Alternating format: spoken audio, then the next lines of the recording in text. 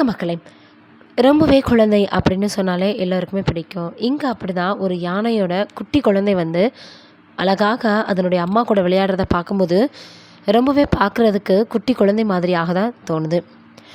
என்னதான் உயிரினங்கள் வந்து வெவ்வேறு இனமாக, அதே போல் வெவ்வேறு உயிரினமாக அடிப்படையில் இருந்தாலும் கூட எல்லாமே தாய் பாசம் அப்படின்னு வரும்பொழுது ஒன்றாக தான் இருக்குது.